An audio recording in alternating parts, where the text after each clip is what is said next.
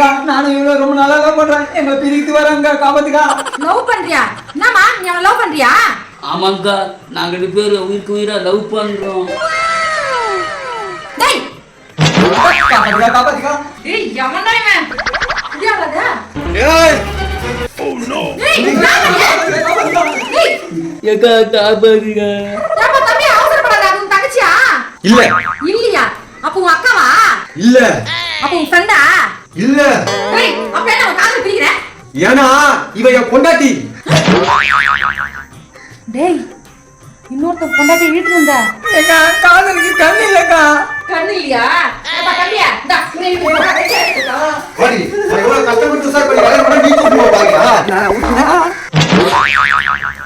அப்ப அவனும் புருஷன் இல்லையா?